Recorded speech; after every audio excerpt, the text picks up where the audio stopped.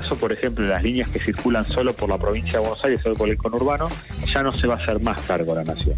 Con lo cual debiera hacerse cargo la provincia de Buenos Aires o directamente desaparecer. El trampista es un tuitero uruguayo que se llama Luciano Cabrera, que defiende las ideas de Milei y, como otros tuiteros, amplifica el mensaje libertario bajo la atenta mirada de Santiago Caputo. La línea 144 está activa, tiene 84 personas trabajando de manera permanente, no se ha desfinanciado y sigue a disposición de todo el que sienta violencia, de cualquier tipo de violencia familiar o intrafamiliar o, como se la llamaba, violencia de género. Yo tenía una resolución, la resolución es inapelable para el código. Con un mero escrito que no entiendo, revocó la resolución que había dado y los motivos de ese cambio es no revictimizar a la víctima. Yo no comparto. Tengo la misma posición prácticamente que ha dicho el presidente de la Nación. El presidente de la Nación dijo que él no hubiese ido jamás a visitar a estos genocidas. Yo de la misma manera. Pero mientras todo esto está pasando, también en La Nación ayer salió publicado que 1 millón de niños en Argentina se acuestan sin comer. Eso es gravísimo. Está pasando en medio de esta novela que nos tratan de distraer. Y decirles que bueno, que pudo ella declarar, que se sintió muy bien, muy apoyada, muy acompañada por toda la prensa, por la gente y sobre todo por la UFEM, la Fiscalía, el juzgado que está interviniendo. Y bueno, y que ahora solo resta confiar en la justicia y seguir los pasos procesales.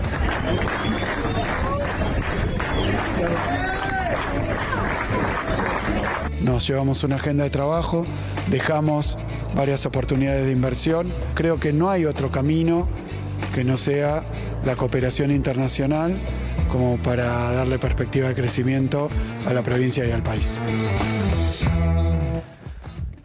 ¿Qué tal? ¿Cómo está? Muy buenas noches, bienvenidas, bienvenidos a QR. Bueno, está claro que el impacto político de la denuncia por violencia de género hacia el expresidente Alberto Fernández es profundo y que tiene una enorme cantidad de dimensiones. El hecho en sí mismo, la denuncia sobre un expresidente que hizo de las políticas de género toda una bandera, las distintas capas que hay sobre la propia denuncia, incluidos algunas miradas del Poder Judicial, por supuesto, medios de comunicación y el propio gobierno también haciendo y tomando postura respecto de este tema. Pero el impacto político es realmente muy impactante. Vamos a contarles en minutos nada más cuáles son las novedades. Vamos a repasar, actualizar la causa con la declaración de Fabiola Yáñez ante el fiscal Ramiro González. En breve, Irina Hauser con todos los detalles.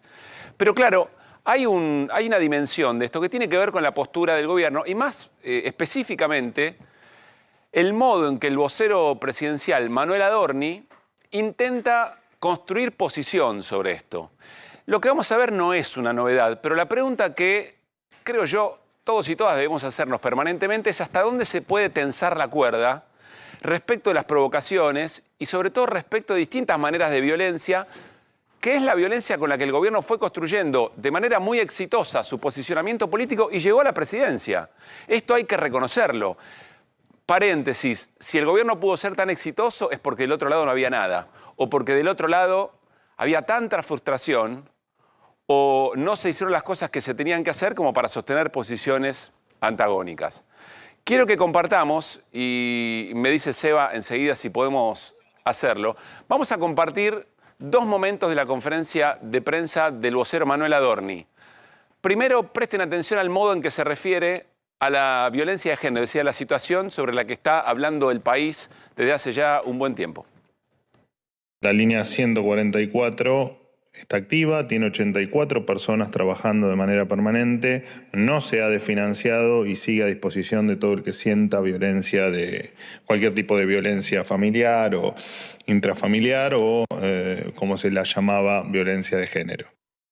Bien, acá hay un primer Adorni La línea 144. diciendo, bueno, la línea 144 está. Claro, tiene un poquito más de la mitad de la gente que efectivamente la atendía. Mujeres, lo hemos compartido aquí en QR. Hay algunos turnos en el que hay solamente 2 personas que están efectivamente atendiendo. Sigue trabajando la línea 144, pero con mucha menos capacidad de la atención que efectivamente le brindaba a las víctimas que estaban haciendo una consulta. Ese es un primer punto. Pero después vuelve sobre la idea de, bueno, violencia, eso que ustedes le llamaban violencia de género, y que nosotros venimos a reformular, que es violencia intrafamiliar, violencia doméstica.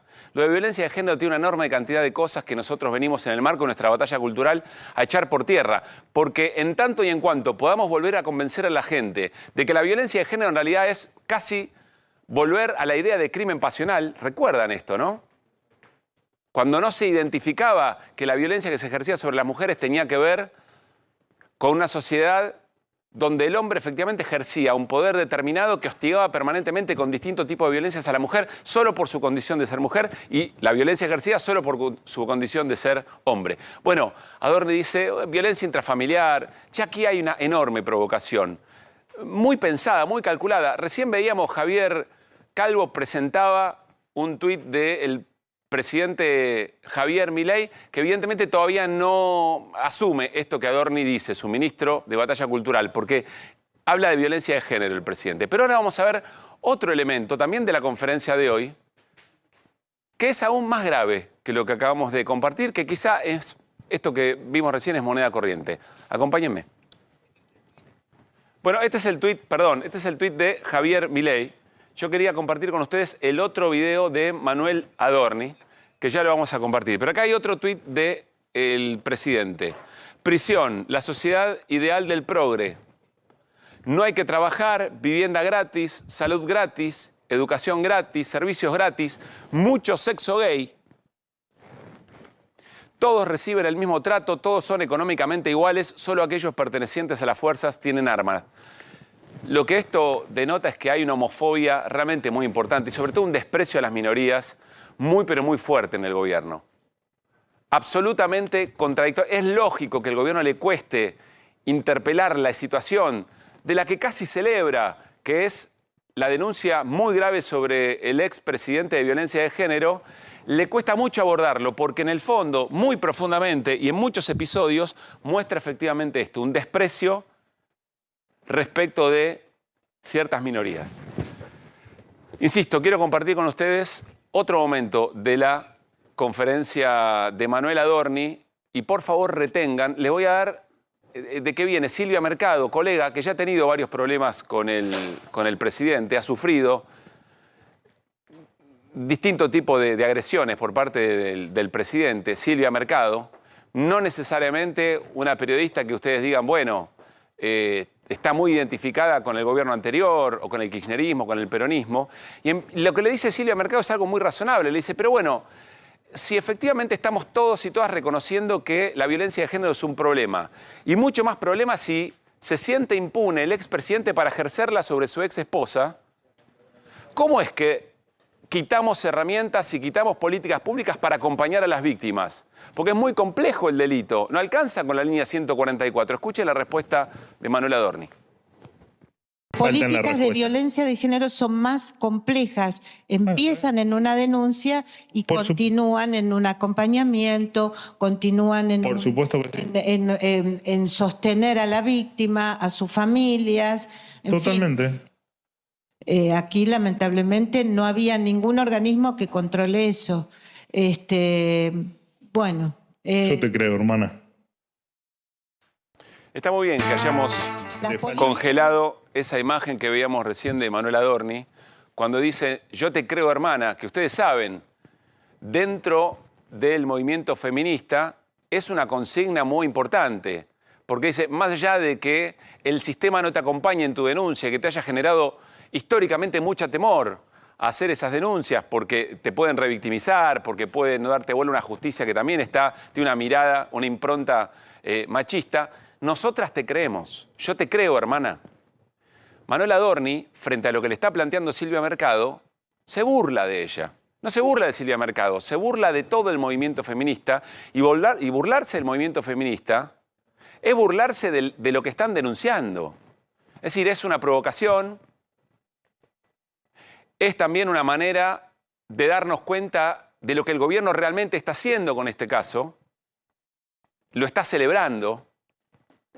Poco le importa, evidentemente, en el fondo, cuál es el origen y cuáles son las responsabilidades del Estado para actuar en términos de violencia de género, pero hay un elemento más. Yo sé que en esta época quizá la correlación de fuerzas no da para sostener esta situación, pero esto es violencia institucional. Que un vocero presidencial le diga a una colega, a una mujer, en este contexto, y con esa repercusión, yo te creo hermana, burlándose de ese principio tan importante del movimiento feminista, también es un hecho de violencia, y es un hecho de violencia de género también.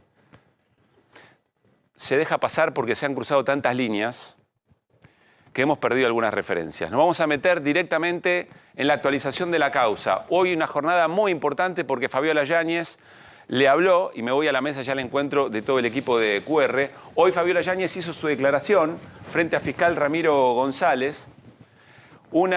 Irina, buenas noches a todo el equipo. Una declaración oral, es decir, no fue una declaración escrita, con lo cual hay una grabación, pero habrá que después transcribir eso, pero muy inmediatamente se difundió lo que efectivamente Fabiola Yáñez había ratificado y lo que había dicho. Antes de meternos en todo eso, en esas definiciones, vamos a compartir la palabra de Mariana Gallegos, que es la abogada de Fabiola Yáñez, que esta caracterización hacía a la salida de esa declaración. Fabiola también les transmite el agradecimiento por haber estado acá y darle la cobertura que este tema se merece. Me pidió que intentemos seguir en esta línea que manteníamos de confidencialidad y por tanto no responder preguntas, porque para eso está la justicia. Y sí decirles que bueno, que pudo ella declarar que se sintió muy bien, muy apoyada, muy acompañada por toda la prensa, por la gente y sobre todo por la UFEM, la Fiscalía, el juzgado que está interviniendo. Y bueno, y que ahora solo resta confiar en la justicia y seguir los pasos procesales. Como les dije, les pido 1000 disculpas, pero por la cuestión de la confidencialidad que tenemos con mi cliente y sobre todo a pedido de ella, estoy acá para agradecerles y para decirles que bueno, ahora hay que seguir el proceso judicial. ¿Cuáles son los pasos procesales? Eso sí, abogado. Lo único que les puedo decir es que como en todo juicio penal hay una querella que está presentada y ahora va a ser una cuestión de prueba, por supuesto. Bien, allí estaba Mariana Gallegos, la abogada de Fabiola Yáñez, a la salida de su declaración. Habla de confidencialidad, una cosa bastante extraña, porque a los minutos que había terminado la audiencia, prácticamente, por lo menos un sector de la prensa ya sabía todo lo que se había dicho, ¿no? Con lo cual es muy llamativo. Y antes de abrir el tema a la mesa, vamos a escuchar a Silvina Carreira, que es la abogada de Alberto Fernández, que también hizo declaraciones cuando terminó la presentación de Fabiola Yáñez. ¿Es válida esta declaración de hoy? No, para mí no es válida. Primero porque yo tenía una resolución. La resolución es inapelable para el código. Con un mero escrito que no entiendo, revocó la resolución que había dado y los motivos de ese cambio es no revictimizar a la víctima. No estoy diciendo que sea una víctima. Se considera, entonces quien se considere, creo que hay un montón de medidas de prueba que se pueden hacer. Pasando en limpio es realmente si puede prestar una declaración televisiva de muchas horas de la forma que hizo, exponerlo públicamente y ante toda la sociedad, no la revictimiza tanto la situación. Bueno, uno debería preguntarse si Carreira es efectiva la abogada defensora de Alberto Fernández, porque estas declaraciones por lo menos debería medirlas un poco entendiendo de qué se trata y el modo en que se está, del abordaje de esta situación, es una declaración fuerte también. Si está desconociendo cuán revictimizada se sentía Fabiola Yáñez. ¿Por qué Carreira dice que debería ser inválida, Irina, la declaración de Fabiola Yáñez?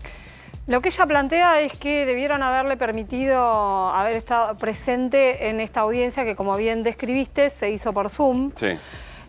Y fue una audiencia oral, ¿no? En la que el fiscal Ramiro González y también estuvo presente Mariela Laboceta de la Unidad Fiscal de Violencia contra las Mujeres. Fabiola Yáñez respondió preguntas y además fue ofreciendo algunos detalles sobre lo que ya había presentado por escrito, ¿no? Sí, y además, en el consulado argentino en España. Exactamente. Ahora vamos a repasar eso. Y además, sí.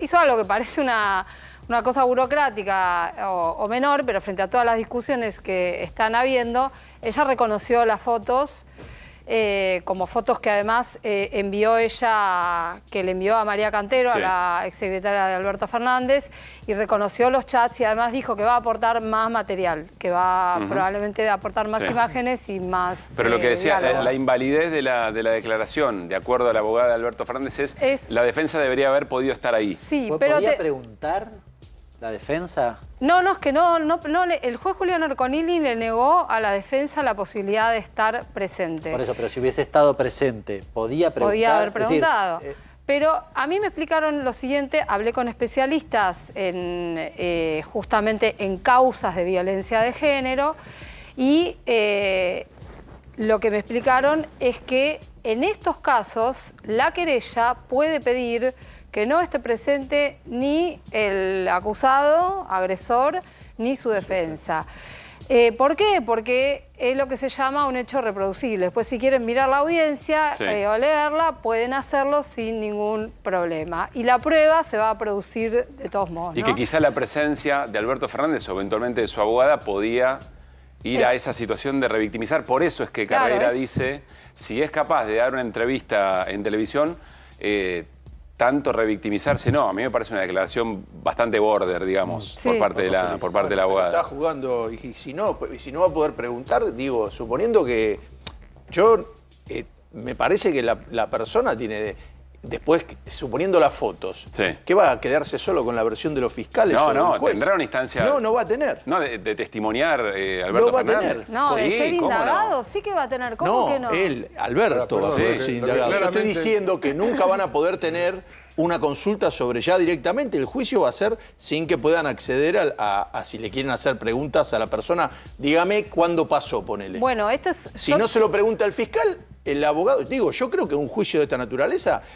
Entiendo las dos cosas, que digan, bueno, puede sentirse molesta, pero entiendo también que la abogada eso no más en un juicio, es una pregunta, no es más en un juicio que una declaración de estas características, porque esta declaración va a formular, le da elementos para la imputación. Me parece que hay otro elemento, además de todo. Digo, yo no soy procesalista ni tengo acceso al expediente. Es decir, no soy procesalista porque ni siquiera soy abogado y además no vi el expediente. O sea que lo que opino es en general. Parte de este juicio se dirime a nivel público. Claro. No solo a nivel procesal. Las estrategias son públicas. Y también es pública la estrategia del gobierno, que es a ver si se matan y los desgastamos. No, y a los 5 minutos, eso. a los 5 minutos se las publica dos partes tienen estrategia pública. Fabiola tiene una estrategia procesal con su abogada y pública al mismo tiempo. Hay trascendidos, hay filtraciones, etcétera, etcétera. Y Alberto Fernández tiene la suya. Y el gobierno tiene la suya también. Pues me parece que hay un elemento Alberto Fernández puede ser desacreditar la palabra de Fabiola y esta declaración de la abogada tiene que ver con eso. Es lo que supongo y me parece, analizando la realidad con los elementos públicos que veo, no sé nada más, cuánto esa declaración le juega en términos de una mirada de la opinión pública. Claro, no sé. No, ahí comparto tu duda. No tengo claro. Tu duda es si es una torpeza política o no. Claro, tampoco están cerrando, como decir, bueno, enseguida, a los 10 minutos se sabe todo. Digo, me parece que va sabiendo además, yo dije acá que me parecía que había un hecho realmente preocupante y que la manera de salvar, de que acá no hubiera ninguna duda que se resuelva bien, era que no estuviera Ercolini, que tiene una tirria especial con el acusado. Entonces ya empieza a emputecerse el juicio en un sentido. ¿Sabes lo que entonces, creo? Me parece que creo que lo que dice Fer, que me parece muy atinado, que tiene que ver con lo que dice Martín, es el aspecto más perturbador de todo este caso, ¿no? Que es que está atravesado indefectiblemente por la vida política y por muchísimos intereses. Ahora que Fer trae el nombre de Julián Ercolini, si me preguntás a mí en lo personal, Ercolini debió haberse corrido de este caso, porque no lo soluciona delegando la causa en la Fiscalía. Sí. Porque además es muy... ¿Qué es delegar la causa a una fiscalía? Que haga la investigación el fiscal. Después, pero después, la palabra final, sobre todo, la tiene igual el juez. O sea, a la hora de decidir proceso, no proceso, llamo indagatoria, no llamo indagatoria, eso lo decide igual el juez. Allano, no allano, eso lo decide el juez. No, y hoy que no esté la abogada, ¿quién lo decidió? El juez.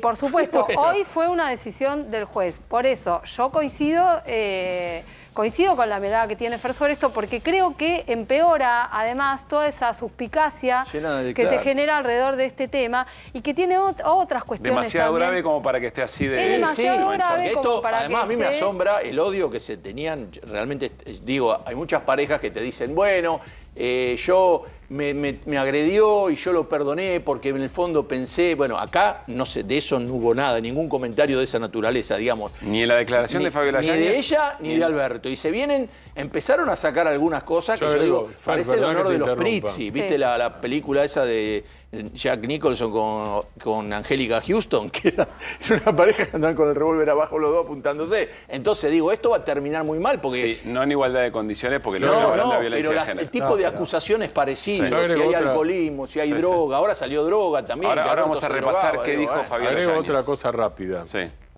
Digo, si hay un clásico, Irina lo sabe mejor que cualquiera de nosotros, si hay un clásico en tribunales, digamos, o en la Universidad de Derecho, es Ercolini versus Fernández o Fernández versus Ercolini, de la época de la cátedra de Righi ya fallecido. En contra, digo, en contra. Es así como lo describe Martín, pero además hay ejemplos muy puntuales y hay ejemplos de causas judiciales donde la verdad que Ercolini estuvo al frente de cierta ofensiva tanto contra Cristina como contra el gobierno de Alberto, como contra dueños de medios de comunicación, qué sé yo, esto no es una novedad y por eso me sorprende más aún. Y además hay algo que se filtra acá y que me parece que en esto también la aparición de los videos de Tamara Pettinato no es casual y es el famoso viaje al lago escondido del que participó el juez Julián Ercolini. ¿Por qué Tamara Esto no Pettinato? lo dicen, esto no se dice mucho, pero yo creo que sí hay que decirlo, porque es uno de los mayores escándalos de la justicia argentina, ese viaje, ¿no? Un viaje financiado por el grupo Clarín para varios jueces fiscales. También ex agente de inteligencia, si no me equivoco. La casa de un inglés. A la casa de Joe Lewis. ¿No estás sugiriendo que es un vuelto a Bilinsky? Yo estoy diciendo que a mí hay algo que me hace mucho ruido de esto, porque además justo aparece la imagen de Tamara, que es la pareja de José Gliski, que era el titular de la Policía de Seguridad Aeroportuaria. Ahora, a quien se señala en algunos lugares que es el que ofreció o que aportó la hoja de vuelo, ¿no? El plan de vuelo donde aparecían efectivamente los jueces en ese viaje. Lo que estoy diciendo es que es parte de todo este paisaje complejo donde, insisto, está todo bastante podrido y coincido con la mirada de Fer en este sentido. Cualquier otro juez, nadie diría, bueno, lo interpretó así, chau, pero acá todo va a haber suspicacia de un lado y del otro. Entonces, la verdad. Todas estas dimensiones son muy importantes y por supuesto que tiene que haber enorme confianza en el Poder Judicial para que no queden dudas sobre qué. Bueno, lo central, que es un delito muy, pero muy grave el que se lo acusa al expresidente. Acompáñenme, vamos a repasar las declaraciones de Fabiola Yáñez en la jornada de hoy. Esto que tenemos aquí, en realidad, es su declaración desde el consulado, pero de los últimos días. ¿Por qué mostramos esto y lo vamos a comparar con lo declarado? Porque, como decía Irina Hauser, lo único que hay por escrito es esto.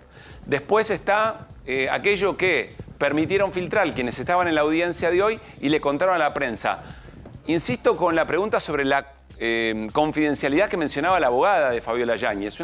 Una confidencialidad llamativamente rota o quebrada a pocos minutos que terminara la audiencia. Alguien se está preguntando por allí si esa confidencialidad no incluye a un par de medios de comunicación que tendrían un acceso bastante más directo que el resto de quienes estamos interesados en saber qué es lo que se ha dicho allí. Bueno, ¿qué es lo que dijo Fabiola Yáñez de manera resumida y muy importante? Primero, ratificó que el hostigamiento, la violencia, la humillación, todos los tipos de violencia de género que sufrió por parte de Alberto Fernández ocurrieron desde el 2016. No desde que Alberto Fernández es presidente y por ende que convivían en la Quinta de Olivos. ¿Por qué es importante esto, Irina? Corregime, porque se va a definir probablemente en las próximas horas en qué juzgado se va a tratar la causa. Esa es una de las cuestiones que se tiene que definir, si queda en Comodoro Pi o si pasa a la Justicia Federal de San Isidro. Pero bueno, con esto que aparecen hechos en el domicilio en la ciudad de Buenos Aires, puede haber un tironeo en torno a esta situación y que quede en Comodoro Pi. Y la otra cuestión que hay que definir en función de lo que declaró Fabiola Yáñez hoy y algunas medidas que probablemente se tomen en las próximas horas es cuál es el delito y cuál es la gravedad. Irina. Sí. Pregunta. 2016, yo no sé cuándo empezaron a ser pareja. 2016. 2016, ok. Me imaginaba más o menos por esa época. Volvieron. 2016 vuelven. Pero me queda claro algo. En el 2016 Alberto Fernández no era presidente y no tenía ningún cargo público, no tenía ningún cargo federal. Claro. Bien. Y Fabiola Yáñez tampoco. Tampoco. Entonces, si el delito empieza a cometerse, o el presunto delito, vamos a ponerlo en términos más estrictos, habría empezado a cometerse en 2016, cuando ninguno de los dos tenía ningún cargo federal. ¿Por qué no va a un juzgado correccional como cualquiera? Es que es una de las dudas, aunque hubieran sido de funcionarios los dos, ¿no? Es otra También, de las cuestiones. sí, totalmente. Pero bueno, para Pero mí yo estoy extremando la pregunta todavía, tal cual. Sí, bueno, es una duda técnica que quedará y que para mí es útil a la defensa de Alberto Fernández, nada más. Igual, a mí me llama la atención, a ver, si es cierto el tema de la revictimización, porque se hacen públicos los hechos y realmente lo que aparece en esta publicación sola ya es una cosa que ahora vamos a eso. Realmente digo, tendría que echar a todos el juez, decirle, che, ¿quién tiró el papelete para afuera? Está mal. Ahí vamos a eso. Les decía, la violencia comenzó en el 2016, ratifica 3 hechos de violencia, las marcas que mostraba en las fotos que se filtraron y que se difundieron en el ojo, en un brazo, pero también dice que hubo otro episodio en el que el expresidente le habría agarrado del cuello, y eso lo identifica como un hecho concreto de violencia. Y vamos a repasar cuántas de estas cosas también ya estaban dichas en esta declaración. Nos quedamos en estos datos que ayer no se conocieron tanto. Estando conviviendo y en virtud de los planes de compromiso, confiando en sus dichos respecto de querer tener otro hijo conmigo, es decir, cuando vuelven a tener un vínculo y formar una familia, resultó que al escaso tiempo de convivir quedé embarazada. La alegría y la sorpresa de mi parte era inmensa hasta que se lo conté a él. En ese momento nuevamente apareció su desprecio y rechazo, esta vez respecto de nuestro hijo por nacer. Me dijo, esto no puede pasar, estoy en shock.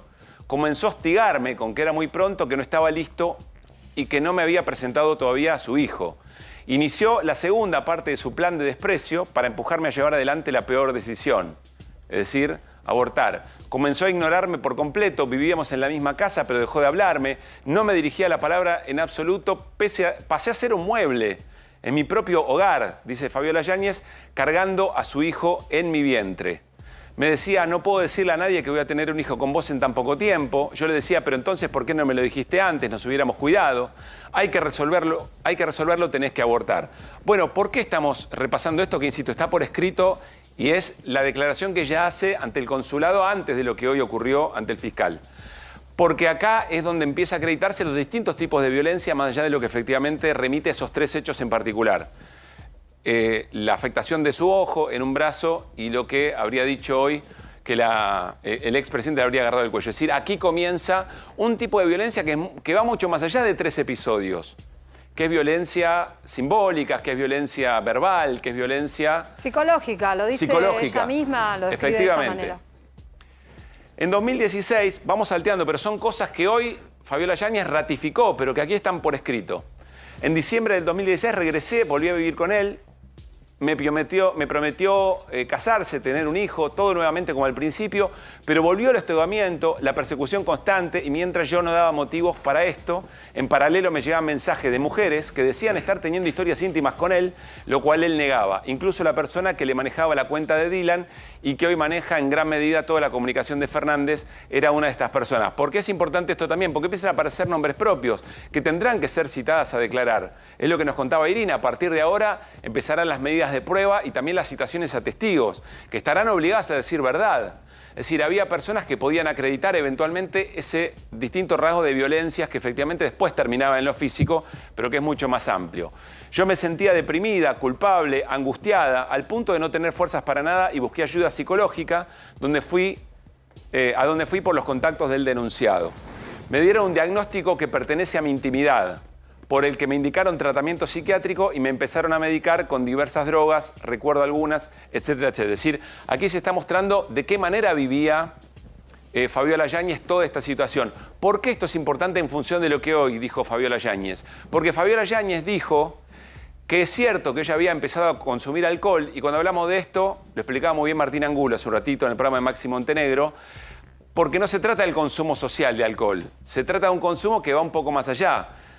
¿Y por qué lo menciona Fabiola Yáñez? Creemos nosotros en este punto, porque lo que trascendió de lo que va a decir Alberto Fernández cuando sea llamado a declarar es que Fabiola Yáñez tenía un problema con el alcohol. Lo que dice Fabiola Yáñez es no, yo consumía alcohol porque era una manera de aplacar todo lo que estaba viviendo. Esto seguramente va a ser evaluado por especialistas y definitivamente va a ser parte importante de la causa. Vamos a ir a otro tramo que también es importante.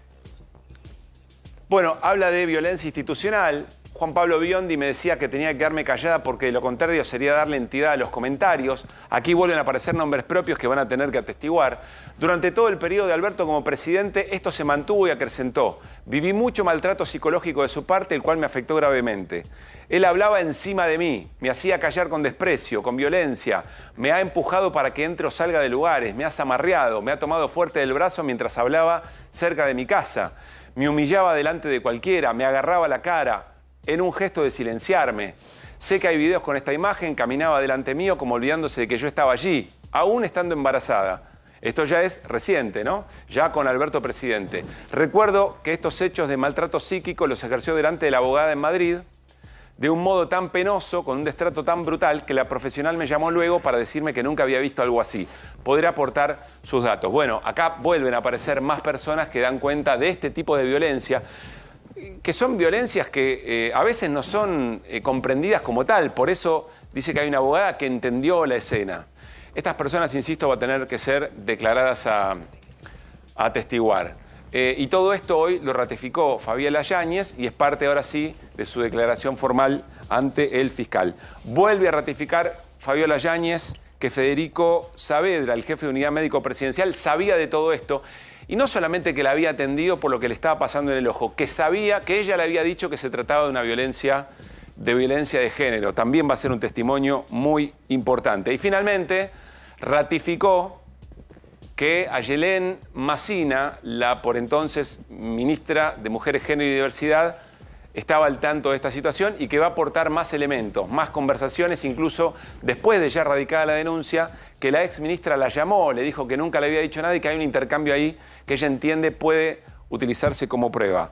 A ver, estamos hablando de la presentación que hizo ante la justicia Fabiola Yáñez. Será momento, mañana Irina, entiendo yo, importante para delimitar la acusación, para la convocatoria de testigos, y tendrá que declarar Alberto Fernández con su defensa en el ejercicio del derecho a defensa que tiene para tratar de explicar toda esta situación, ¿o no? Sí, mira, lo que sigue es, la Fiscalía tiene que elaborar una imputación en función de todo esto. Esto no quiere decir que sea ya mañana, puede llevar algunos días y ahí especifique qué tipo de delito se le atribuye. Recién a partir de eso es que uno puede esperar que se le pida la declaración indagatoria, que como te decía antes, la puede pedir el fiscal, pero la tiene que refrendar también el juez de la causa. Bien. Te quería agregar un dato al relato de Fabiola Yáñez, según lo que pude reconstruir yo en el día de hoy, y es que ella le dio obviamente, como imaginábamos, un papel y como un momento central en su relato a la fiesta de Olivos. Y además dijo que la fiesta la organizó Alberto.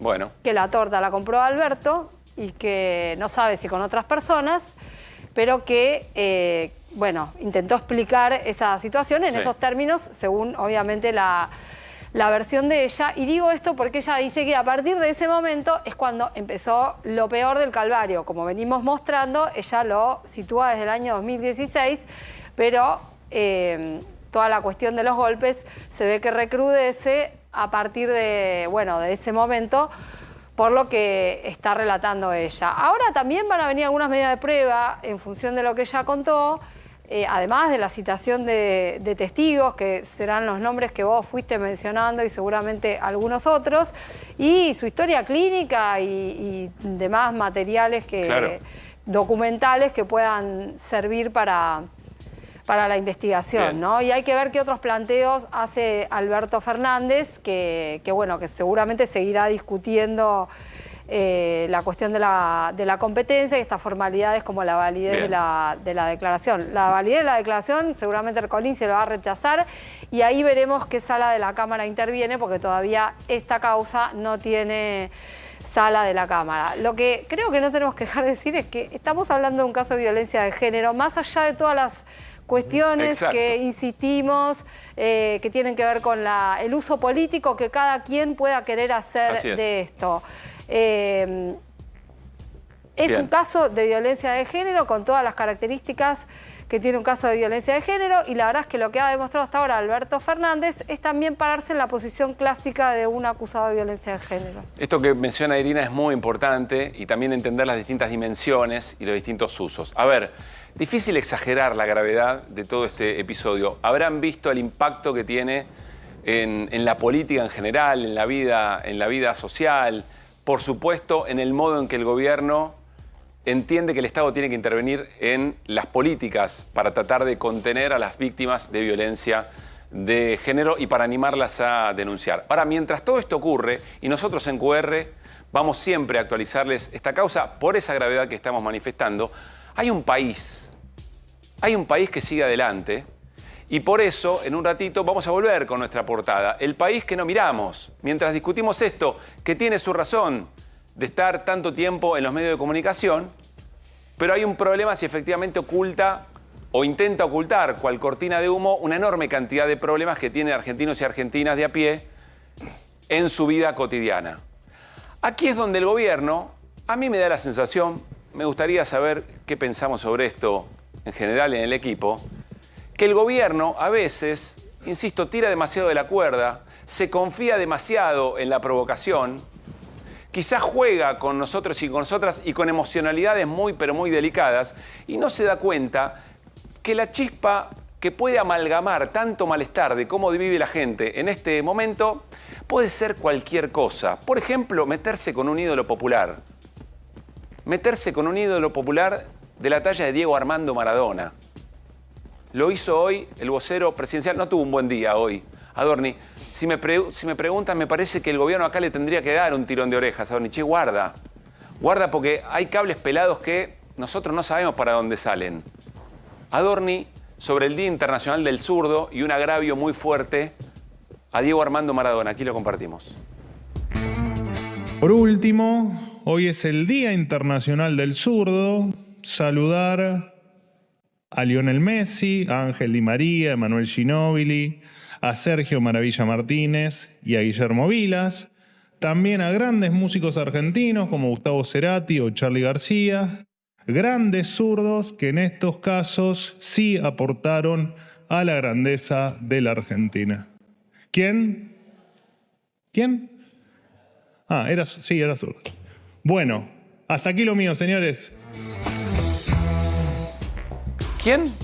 ¿Diego Armando Maradona? Ah, sí. Vamos a volver sobre este tema para enfocarlo desde otro lugar, pero atención, porque está claro que el gobierno maneja muy bien estas provocaciones y sabe que se lleva la marca. Ahora, la línea entre llevarse la marca y aglutinar la bronca colectiva sobre estos temas, y cuidado, pero está claro que lo utiliza el gobierno para que no miremos el otro país, más allá de las denuncias por violencia de género sobre Alberto Fernández y, por supuesto, estas situaciones. Por eso, nuestra portada para este casi un segmento, mientras convivamos con estas situaciones, es el país que no miramos. Y tiene que ver con los espejitos de colores, y tiene que ver con personas que tienen gafas, anteojeras, pero hay que ver cuánto dura todo esto. Sobre todo con esta información que hoy se conoció y que nos cuenta Fer Cerolini respecto a UNICEF. Fer, muy grave. Sí, justamente el país que no miramos tiene que ver con la pobreza, que se recuerda cada vez que habla la UCA con Salvia, que hace una interpretación de lo que va a venir de la pobreza, que después va a confirmar seguramente el INDEC, porque está basada en hechos del INDEC, y hace una interpretación en base a los ingresos. Y hace poco nos dijo, bueno, estamos en una pobreza del 54,9%, 54,8%, pasamos de 44,9 a 54,8, 4,9 millones nuevos de pobres. La Argentina tiene 25.500.000 personas en situación de pobreza. En situación de pobreza. Y peor todavía, porque es la que peor la pasan, se pasó, la indigencia subió en 3,4 millones. Pasamos del 13,8 al 20,3. Es decir, hay casi 10 millones de gente. Indigencia es sufrir hambre, digamos. Es sufrir hambre. Es sufrir hambre. Sabés que la indigencia, básicamente, en términos metodológicos, es una canasta alimentaria para que no te mueras de hambre. Claro. Esa es la definición. La definición técnica es un poco diversa, pero básicamente un es nivel eso. Mínimo de alimentación, digamos. Es una cantidad calórica, para ser preciso, que se supone que si consumís eso. Hubo un experimento una vez, no funcionó mucho, pero si consumís eso no te morís. Pero es eso, es esa línea, no es una línea de consumos razonables para que vivas más o menos, nada que ver con eso. Ni siquiera nutricional, es calórica, decís vos. Es solo calórica. Es solo calórica. Solo calórica. Buen dato. 2.700 calorías. ¿Qué pasa con UNICEF? Generalmente, bueno, sabemos que es la agencia de Naciones Unidas dedicada al tema de la niñez y evalúa la pobreza en el mundo en general, que no era lo que más le preocupaba a la Argentina durante mucho tiempo porque no fue de los países que peor estaban, ni en Latinoamérica ni nada. Desde hace un tiempo a esta parte sí. Y su visión, su lupa, realmente influye mucho, porque imaginemos que es la gente que hace un sol para los chicos en Canal 13, digo, es algo que aparece generalmente como al lado de los artistas, bueno, la denuncia... Mucha legitimidad. Mucha legitimidad y no queda vinculado a ningún partido, aunque seguramente yo creo que son zurdos, porque realmente decir estas cosas, deben ser yo zurdos. Creo que Adorni los podría poner en el Día del Zurdo. ¿Qué es lo que dice UNICEF? ¿Qué dice? Bueno, ahí tenemos una placa que nos cuenta que hay 1 millón de chicos en la Argentina todas las noches que se van a dormir sin comer. Es decir, esto es dentro del universo de la indigencia. Hay 1 millón de chicos, 7,5 millones de chicos pobres, pero dentro de ese universo hay 1 millón que la están pasando muy mal según la encuesta de ellos. Y hay 500.000 más que se saltean alguna comida a lo largo del día, es decir, que quizás sí comen a la noche, pero ya no tienen merienda o no tienen desayuno. ¿Se entiende? Sí, claro. Esto es el grupo más complicado. Después tenés 4 millones... Perdón, Fer, esto no es una advertencia de UNICEF, esto es una denuncia. Es una denuncia de UNICEF que realmente, ¿qué pasa? A mí me da un poco, yo realmente ya es como, no sé, porque siempre el chiste es la selección argentina cantándole... juegan para Francia, pero son de Argelia. Bueno, los números nuestros ya están de los países africanos. Digo, cuando África está en un nivel de desarrollo mucho menor, tiene problemas mucho más graves, y la Argentina tiene condiciones para que esto no pase. Ya me da un poco de vergüenza personal de decir, che, ¿cómo es esto que pasa? ¿Qué es lo que está pasando? ¿A qué niveles vamos a llegar? ¿A dónde vamos a ir a parar? Bien, vamos a la otra placa. Hay 4.500.000 personas que viven en esos hogares, que son adultos, que también se saltean comidas, y muchas veces es para dársela a sus hijos o nietos, para que el millón no sea más todavía, ¿se entiende? Y después tenés 10 millones de chicos que comen hoy menos carne o toman menos leche que lo que tomaban en 2023. La casta, ¿no? Así que, la verdad, hay que decir, mirá, Carolina Stanley fue ministra de un gobierno que tomó una deuda terrible, que es lo que está hoy preocupando y molestando a que la Argentina no pueda crecer, no pueda desarrollarse, y nos condicionó. Pero por lo menos mientras estuvieron gobernando ellos, se preocupaban porque la gente tuviera el tema alimentario, es decir, bueno, no jorobarte la vida a futuro. Vos decís, che, pero ¿cómo se va a resolver el tema económico? Bueno, pero por lo menos comés, tu cerebro se alimenta adecuadamente y estamos en condiciones de que puede venir revancha. Ahora, cuando vos no te alimentás, empezás a tener problemas de altura, sería lo menor, porque ahí empieza a haber daño de desarrollo que no se repara, que no se recupera. Todo, que después son los que te dicen, viste, quedan, claro, no se desarrollaron todo. Entonces vos podés decir que una persona adulta, podés decir los planeros, todas las cosas sobre la gente grande. Pero si Elon Musk hubiera nacido en una familia que no come a la noche, seguramente hubiera sido un pibe más del conurbano. Sé que tenemos muchas cosas para decir, pero hace un ratito, con Maxi Montenegro, Sebastián Weisgreis, referente de UNICEF y de este trabajo, dio un testimonio, amplió lo que nos está contando Fer Cerolini, y dijo esto. Los datos vinculados a pobreza Te agrego un dato que tiene que ver con la indigencia, que bien lo conocés, es decir, el 70% de pobreza en realidad se complementa con un 30% de chicos y chicas que viven en hogares en situación de indigencia. Son más o menos 4 millones de chicos y chicas. Y bueno, y a partir de esto realizamos un estudio para ver cómo estaba la situación de ingresos de los hogares, cuáles eran las estrategias. Los hogares dejan de consumir algunos alimentos, consumen menos carne, consumen menos lácteos, dejan de ir al médico, dejan de ir al odontólogo. Pero el dato más preocupante, que no es de ahora, es un tema estructural, es un tema que si bien se viene complejizando en los últimos meses, nos muestra que hay 1 millón de chicos que efectivamente se está yendo a la cama sin cenar. Y si contamos los que se saltean una comida, Maxi, esto llega al 1,5 millones de chicos. Sebastián, uno... Bueno, ahí estaba Sebastián Guaiza, que dice algo sumamente interesante. Antes de llegar a saltearse una comida, hay que imaginarse la escena, ¿no? De una mamá, de un papá, diciéndole a un pibe que hay que ir a la cama sin morfar esta vez. Pero antes de todo eso, hubo un cambio en la dieta, menos carne, menos proteína, hubo menos visitas al médico, hubo menos consumo de remedios, hubo menos visitas al odontólogo, hasta que se llega el momento, si hay una degradación de la vida en continuo de pibes y pibas hasta llegar a esta situación. Y dice Gracia, y dice bien, che, esto no es nuevo, acá tenemos una situación que viene hace tiempo, claro. Quizá la pregunta que hay que hacerse es, en el brutal cambio que generó la Argentina en los últimos meses, ¿estamos peor o estamos mejor? Y el precio que se está pagando para conseguir, por ejemplo, que mañana el gobierno grite gol con un nuevo número de inflación que va a la baja.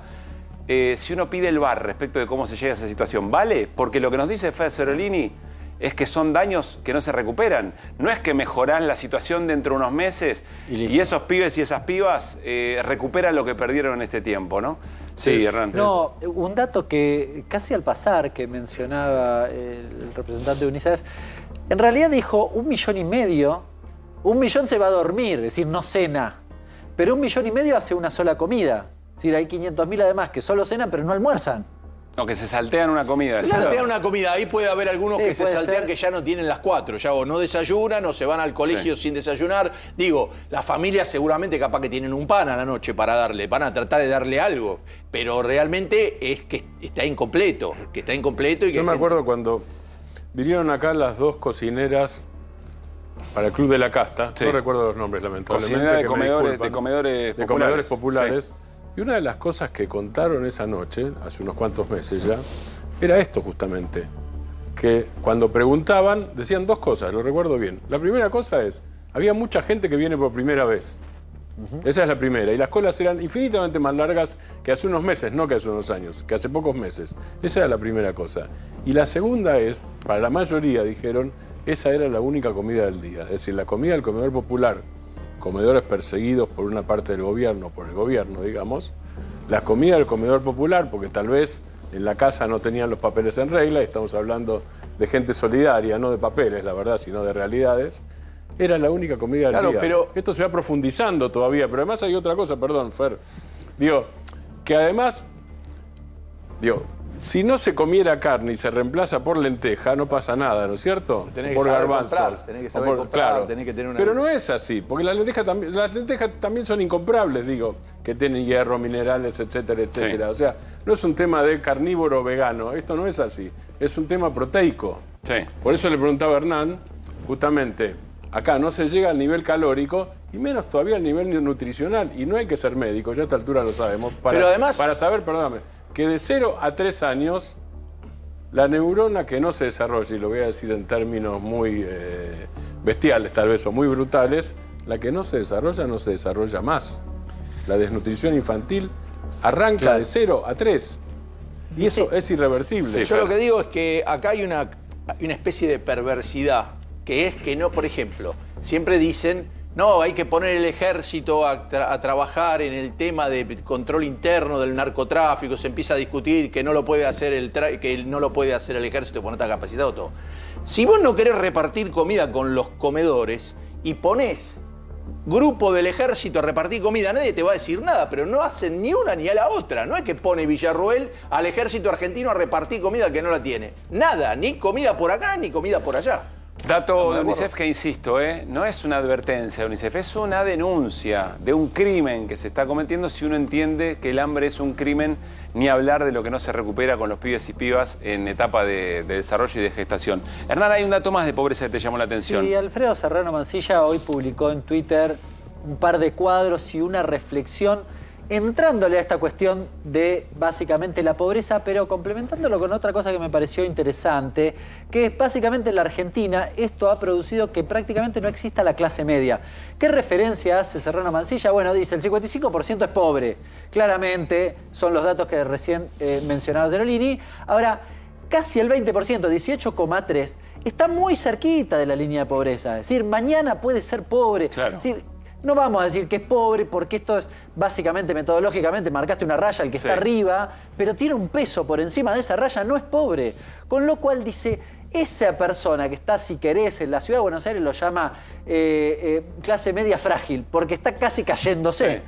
Si vos sacás eso, los sectores medios, que uno podría decir tradicionalmente que tuvo la Argentina, que no tiene tal vez otros países de Latinoamérica, bueno, su clase media, tradicionalmente, bueno, es el 16%.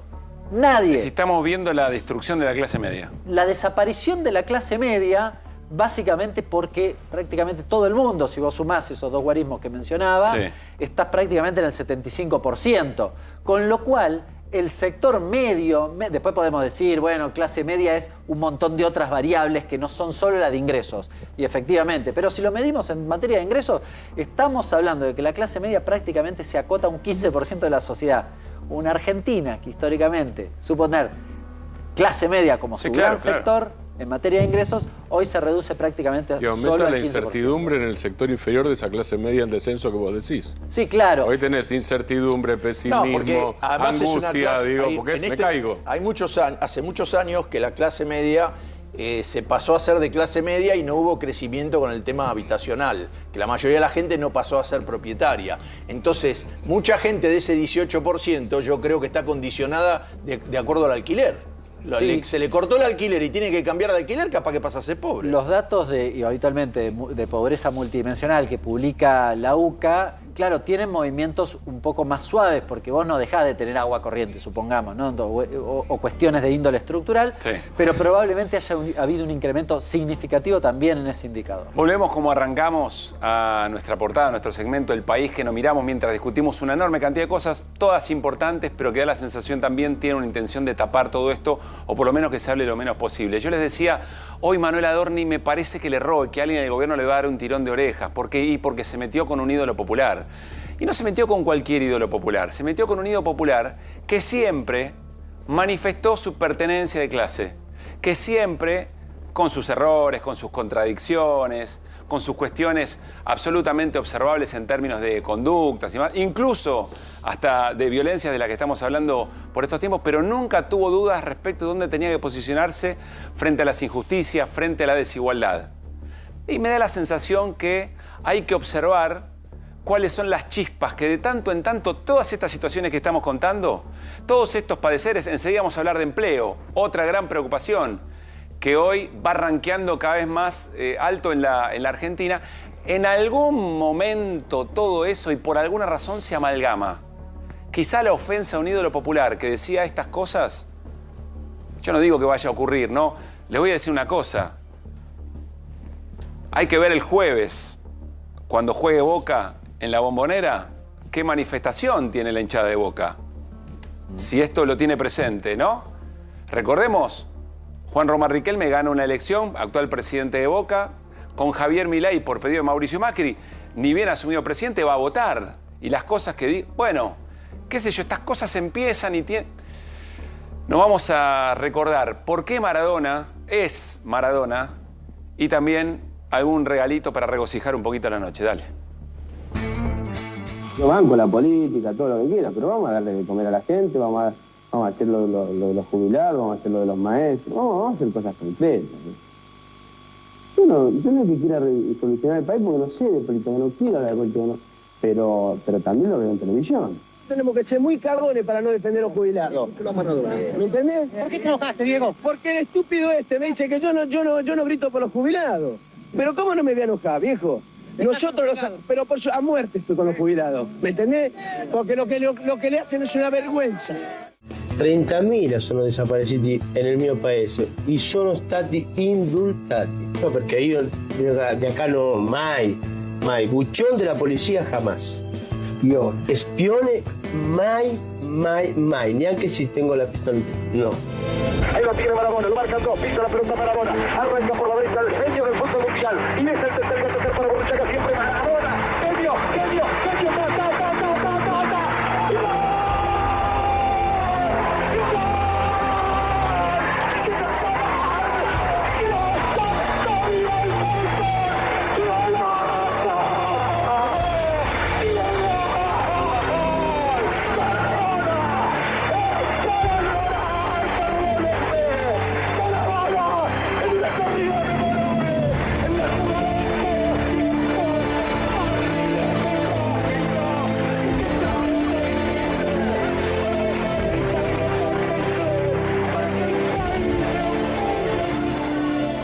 Bueno, quizá el vocero presidencial, este breve compiladito de sus definiciones, su pertenencia y su manera de juego, le ayuden a refrescar la memoria a Manuel Adorni, que Maradona efectivamente era zurdo. Está el profe Signorini para charlar un rato con nosotros, preparador físico, pero muy cercano a Diego Armando Maradona durante toda su trayectoria y carrera. Probablemente una de las personas que mejor lo sabe leer entre líneas a Diego. Fernando, ¿cómo te va? Pablo Caruso y todo el equipo de QR, saludamos. ¿Cómo estás? Buenas noches. Muy bien. ¿Cómo están ustedes? Bien, gracias. Teníamos ganas de escucharte ya al aire y en vivo. ¿Qué te pasó cuando escuchaste, lo oíste, te hicieron escuchar estas palabras del vocero presidencial respecto de Diego?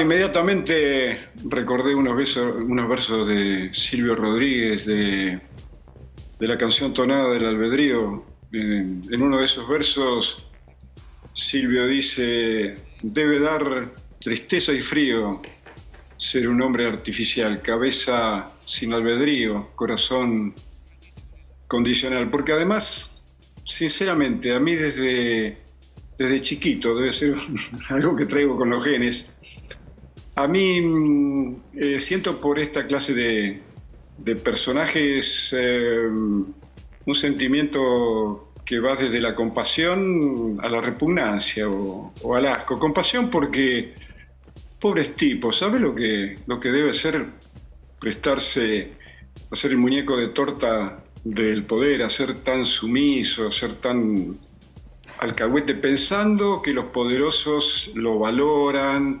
o lo estiman, y en realidad lo desprecian por alcahuete, pero los necesitan, pero se deben reír mucho después de que le hacen decir las cosas que ellos, obviamente, por razones de conveniencia o de estrategia, no pueden decir. Y repugnancia precisamente por eso, siempre los sumisos, siempre los alcahuetes, repito, de los poderosos me han despertado. Y lo que ha dicho va en ese orden, además profundamente inculto. ¿Por qué? Porque además lo es.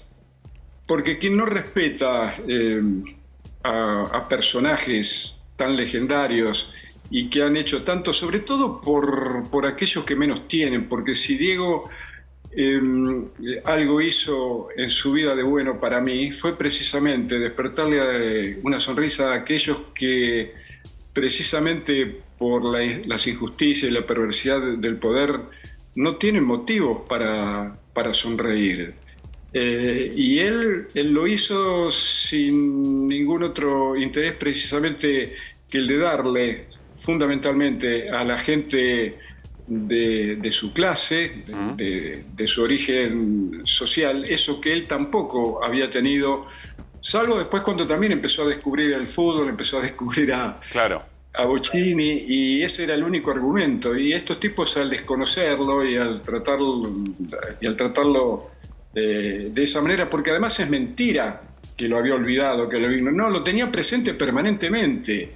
Lo que pasa es que, claro, le debe dar mucha bronca que ese negrito villero vaya a durar o vaya a permanecer hasta el último sol de la historia de la humanidad, porque como a veces recuerdo que si aún hablamos de Aristóteles, de Platón, de Ulises, no había radio, no había televisión, no había diarios, no había nada, y llegaron hasta nosotros. ¿Hasta cuándo llegarán con los adelantos de la tecnología a la saga de Diego? Fernando, pero a este monigote no, a este lo van a olvidar en serio del camino desde la casa del velatorio al cementerio, no me cabe ninguna duda, ¿no?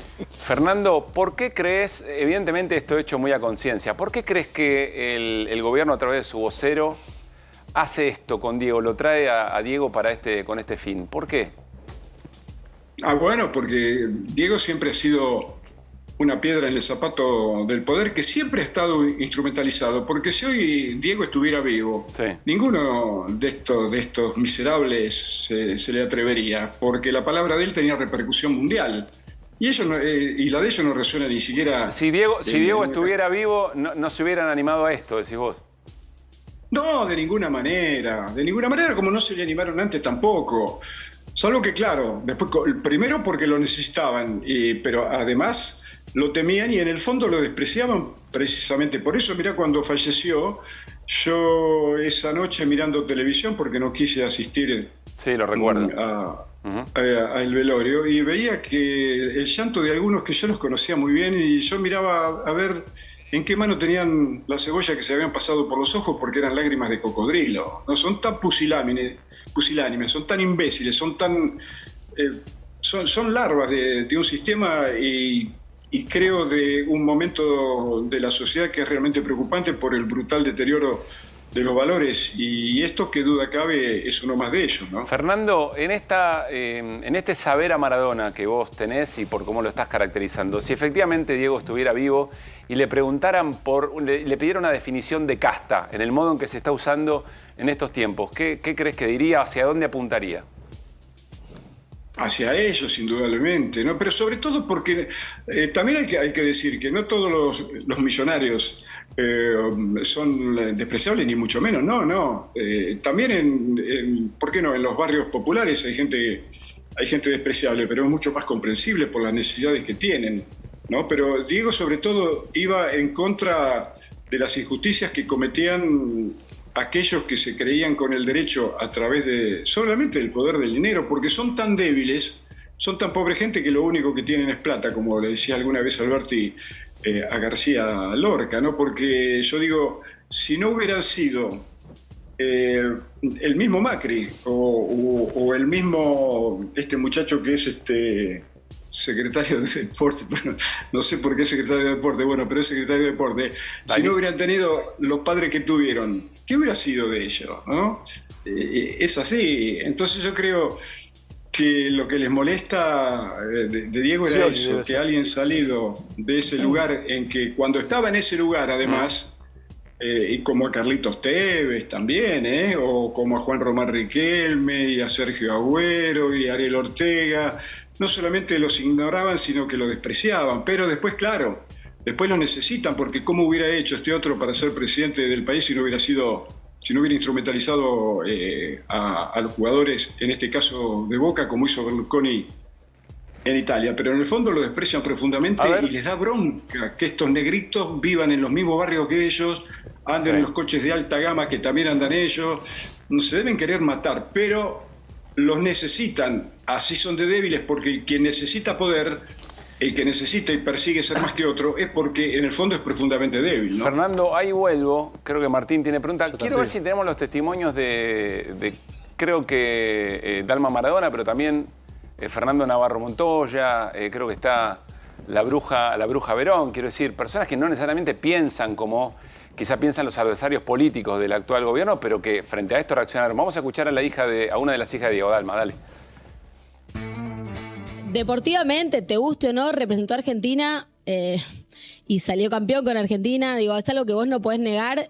O sí, obviamente puedes hacer el boludo haciendo un chiste y todo, pero me parece que no y aparte no sé a qué va con esto. La verdad, es un Muppet. Es el ídolo de muchos de los que acaba de nombrar. Iba a decir eso, preguntale desde Lionel Messi, Ginóbili, Di María, Maravilla Martínez. Preguntale a todos ellos qué opinan del zurdo que te olvidaste.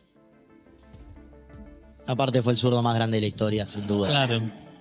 Moroso. Las respuestas igual son... Yo lo que me preguntaba es, digo, esto lo pensó anoche, dijo, hoy a la mañana... Y dijo, voy a hacer sentir el zurdo. recapo como que me olvido. Y me lo van a soplar y yo voy a decir, ¿quién? ¿Quién? Por favor. Voy a hacer el skate. Muppet.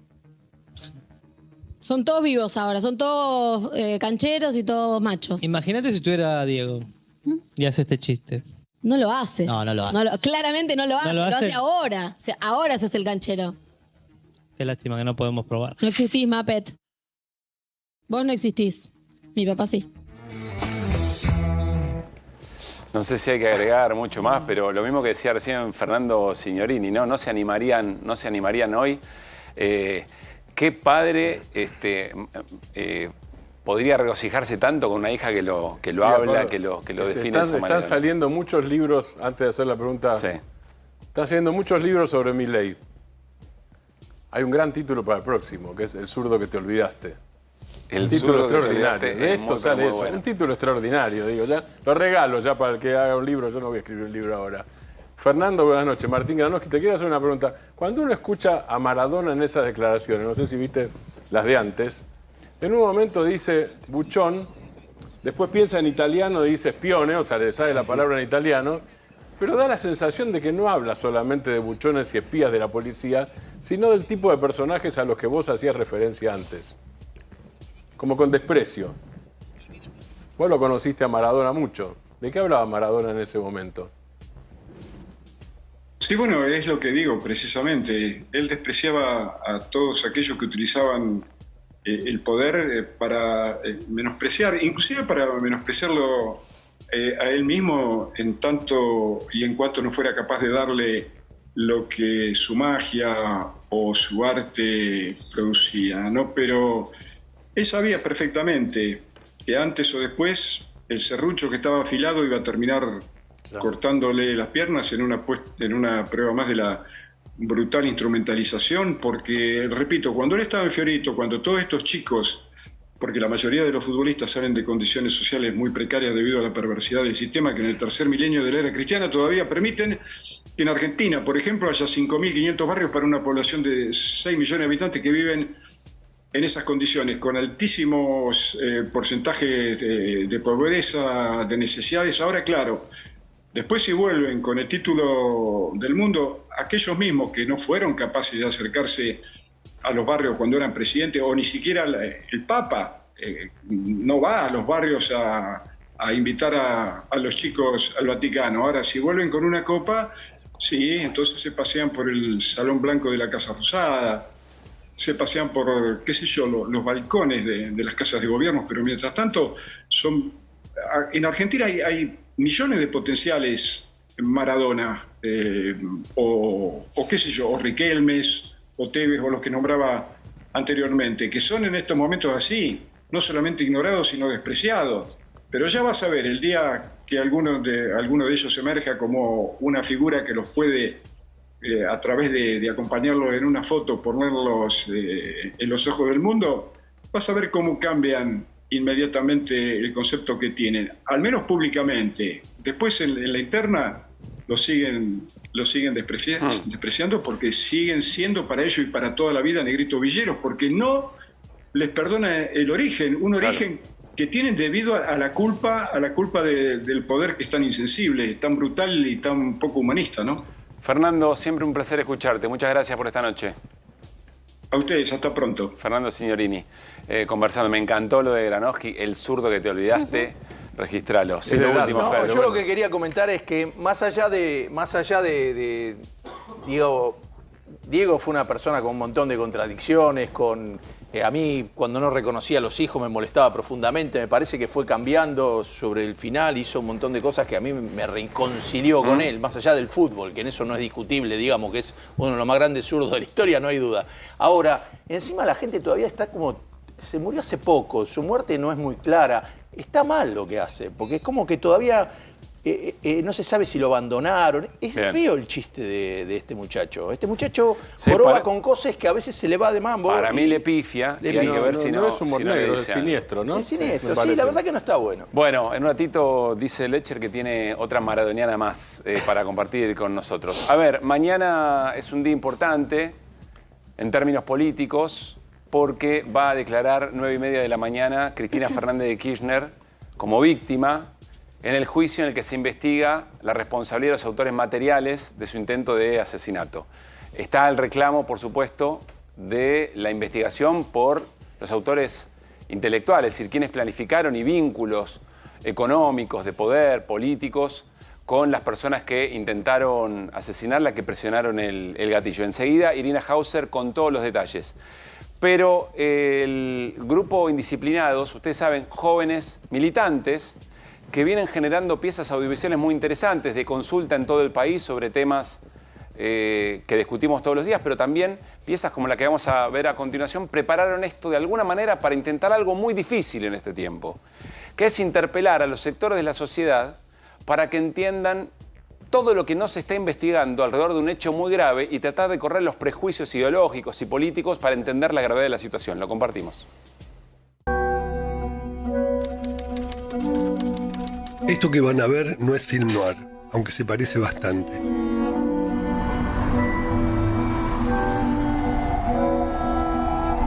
El film noir tiene víctimas, victimarios, una femme fatale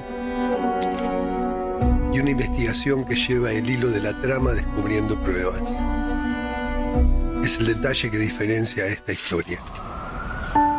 El 1 de septiembre de 2022, a las 20:52 horas, en la esquina de Juncal y Uruguay del barrio de Recoleta de la ciudad de Buenos Aires, la 2 veces presidenta y por entonces vicepresidenta argentina llegaba a su domicilio donde la esperaba una multitud. Nadie sabía que entre toda esa gente había alguien armado, que venía haciendo inteligencia junto a su novia, haciéndose pasar por vendedores de copos de azúcar, para esa noche apuntar a la cabeza de la vicepresidenta y gatillar. El disparo no salió. El tirador fue capturado. La cómplice escapó. Esa noche, la jueza a cargo de la investigación y su equipo no durmieron. La investigación tendría tiempo para dormir después, porque si en las películas los detectives unen los hilos para descifrar un caso, los hilos de esta historia no hicieron más que enmarañarse.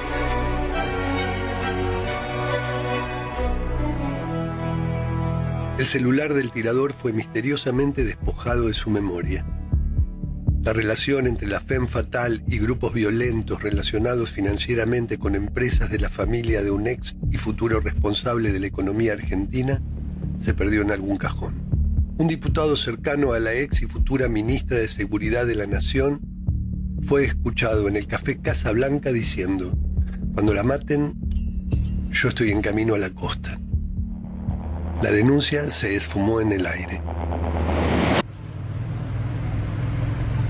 En esta historia nada cierra.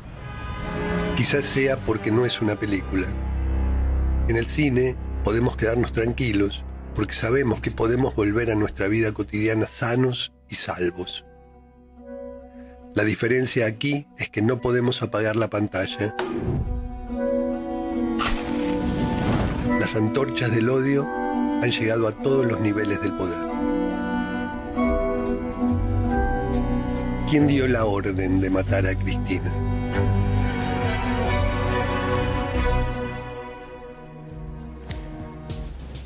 El poder que tiene un audiovisual para este tipo de situaciones es muy grande, mucho más que alguna narración, mucho más que la lectura de un expediente o una nota periodística publicada en algún diario, porque trata de generar eso que les decía que es muy complejo.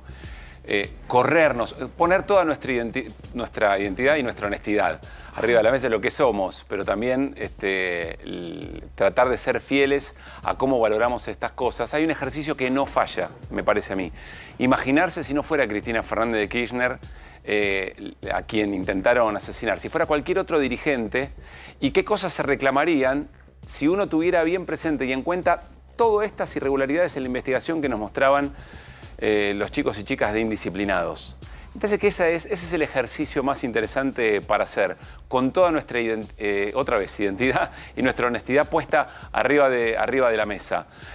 Materiales de Indisciplinados los pueden encontrar en su cuenta de Instagram, Indisciplinados, así como lo escriben con X, y sobre todo 2 guiones bajos sobre el final para ver este material y otros. Irina, Tratá de enfocarnos la atención de lo que puede pasar mañana. Mañana va a declarar Cristina Fernández de Kirchner como víctima del intento de magnicidio en su contra.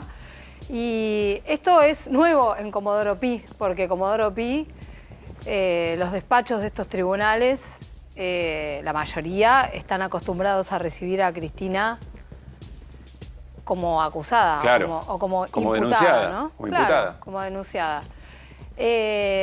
¿Qué se puede esperar de su declaración? Ella declaró después del atentado inmediatamente y dijo que realmente ella no había visto el momento en que Fernando Sabac Montiel intentó gatillar. Hace unos días un testigo contó algo que seguramente los que vieron esa escena, la escena del arma, muchas veces habrán notado. Muchos, cuando la vimos por primera vez, pensamos que Cristina se había agachado para esquivar un disparo. Y se había agachado a buscar un libro sinceramente, porque la militancia en esos días que iba a apoyarla en el contexto del juicio de vialidad en su contra, le llevaba libros justamente para que firmara. Y este testigo contó que ese libro era suyo y que el arma de Sabac Montiel empujó el libro y se cayó al piso, el libro. Mirá vos, o sea que el arma, cuando Sabac Montiel apunta, choca uno de estos libros, se cae al piso y eso es lo que distrae a Cristina. Cristina se agache. De todas maneras, sabemos que la bala de ese arma no entró a la recámara y por eso el disparo no salió. Bueno, Cristina supo todo esto y estos detalles con posterioridad. En el momento le contó a la jueza Capuchetti y al fiscal Rívolo eso mismo, que ella no había registrado el hecho, lo vio después y se lo fueron contando sus allegados. Pero bueno, todo hace suponer, de acuerdo a lo que ella misma hoy manifestó en su cuenta de X y lo que viene diciendo además su entorno y la militancia, que va a plantear justamente este gran bache que tiene este juicio, que es un juicio contra los autores materiales, pero que no tiene absolutamente nada relacionado con los posibles autores o con la posible autoría intelectual o el financiamiento. Así que bueno, en una de esas también se explaya sobre estas cuestiones. Va a depender en parte incluso de las preguntas que le vayan haciendo y de cómo esté ella para declarar desde ya. Sí, capacidad para declarar y para decir lo que efectivamente piensa y quiere, no le faltan. No, por supuesto. A Cristina Fernández de Kirchner. Déjame hacer esta aclaración. Se trata de entender la enorme cantidad de elementos que hay para pedir una investigación que efectivamente trate de aclarar estos puntos. No que hay ya de por sí, y por lo que se observa, una responsabilidad concreta, pero hay una enorme cantidad de elementos que en cualquier caso, si no se tratara de Cristina Fernández de Kirchner, toda la sociedad estaría empujando porque se investigue de esa manera. Por eso digo lo de la honestidad intelectual para observar esta escena. Mira, bueno, Cristina va a ir mañana en forma presencial, esto aclarémoslo, va a estar ante el Tribunal Oral, que es un tribunal donde están acudiendo además los acusados, excepto una vez que Brenda Uliarte no fue y que la vimos reírse en la pantalla. Pero pero habitualmente están los acusados presentes, es una opción que tienen. Y van a ir a apoyarla además una gran cantidad de dirigentes, entre ellos el gobernador de la provincia de Buenos Aires, Axel Kicillof, va a estar su hijo Máximo Kirchner, va a haber senadores, van a estar los jefes de bloque, senadores y diputados, va a haber intendentes, va a haber curas en la opción por los pobres, va a haber organismos de derechos humanos, va a haber de todo. Y la militancia está convocando también al Instituto Patria. Respecto de lo que vos decías recién de todo esto que quedó afuera, que podríamos estar un programa entero contándolo, sí, me parece importante decir dos grandes cuestiones, ¿no? Hay una pista que enfoca a un sector de la política, a un diputado en particular, a Gerardo Milman, que además no es cualquier diputado, fue la mano derecha y el jefe de campaña de Patricia Bullrich, la actual ministra de Seguridad, la única persona que no repudió el atentado. Hasta Javier Milei lo repudió a su modo, porque dijo en su momento estoy contra toda forma de violencia, no fue específico en ese sentido, pero bueno, Bullrich tuvo esa característica y además en oficinas de Bullrich es donde se borraron, según declaró una testigo, justamente asesora de Milman, los celulares tanto de ella como de otra asesora y se habría manipulado el de Gerardo Milman también, cosa que hasta ahora la Cámara Federal tiene que decidir si se investiga o no se investiga. O sea, ni siquiera te estoy diciendo la pista Milman, ¿no? O sea, el borrado de los celulares de la pista Milman. A eso sumale que celulares de Milman tampoco se investigaron hasta ahora en esa pata de la causa, que nace cuando un testigo dice que lo escuchó decir 2 días antes del atentado: cuando la maten yo estoy camino a la costa. Y la otra gran cuestión es la organización violenta Revolución Federal, junto con esa organización muchas otras organizaciones que realmente formaban una trama de violencia que en ese momento quizás no se percibió de manera acabada. Pero Revolución Federal estaba en la calle, estaba agrediendo a referentes de la política, estaba escupiendo a legisladoras, estaba golpeando el auto de Massa, estaba yendo a tirar basura al Instituto Patria. Estaba visitando departamentos desde el cual se veía Estaban arriba de la casa de Cristina. Exactamente. Sí. Era raro eso. Bueno, y además iban a armar bardo a la casa de Cristina, además de estar en una plataforma que era en ese momento Twitter Spaces, ideando cómo había que matar a Cristina. Bueno, esa agrupación que recibió dinero del Grupo Caputo, y no hay duda de que recibió dinero el Grupo Caputo a través de uno de sus referentes, Jonathan Morel, porque esto está probado. Sin embargo, en la causa judicial los tenés procesados sí por incitación a la violencia. Es otra causa judicial. Claro. Todo esto está todo desmembrado en distintas causas, cosa que nunca se arme el conjunto, ¿no? Y bueno, y la cuestión de quién puso la plata, mínimamente para que vayan a agitar violencia y para mantener toda esta actividad tan intensa que tenían agitando a que pasara algo. Bueno, ¿quién puso la plata? El Grupo Caputo. No hay un Caputo imputado en esa investigación al día de hoy. Gracias, Irina. Y por supuesto, mañana tendremos detalles de la declaración de Cristina Fernández de Kirchner, 9:30 de la mañana en Comodoro Pi. Llegó el momento de ahorrar en combustible. ¿Sabías que si te pasás a GNC ahorrás miles de pesos por mes? Pensá en gas argentino, pensá en economía y medio ambiente, pasate a GNC. Nos vamos a ir a una tanda y al regresar seguiremos con el país que no miramos y vamos a hablar de empleo en concreto. Y nos va a contar también Martín Granowski en un ratito nada más. ¿Qué hablaron el gobernador de la provincia de Buenos Aires, Axel Kicillof, y el presidente de Brasil, Luis Ignacio Lula da Silva? Ya venimos. Bueno, estamos con Luis Campos para charlar sobre empleo. Luis es el coordinador del Observatorio del Derecho Social de la CTA Autónoma, uno de los investigadores en derecho laboral, diría yo, más importante de este momento, por lo menos de los que se entienden muy bien qué es lo que quiere decir cada vez que explica cosas que son bastante complejas en términos generales y del debate público. Gracias, Luis, por estar aquí. Gracias, Pablo. Gracias por la invitación. De los últimos datos de empleo que ayer comentaba Hernán aquí en QR, ¿qué es lo más importante que te parece para señalar de la foto o de la película que venimos viendo en este tiempo? Las dos cosas. La foto es un proceso de destrucción de empleo que no se detiene. Todavía no encontramos el piso. Llevamos en los asalariados registrados del sector privado 9 meses seguidos de caída del empleo, con una aceleración muy fuerte a partir de enero. En los primeros 6 meses de gestión del nuevo gobierno ya se perdieron más de 175.000 puestos de trabajo formales entre sector privado, sector público y casas particulares. Sí. Así que un proceso de corto plazo muy complicado.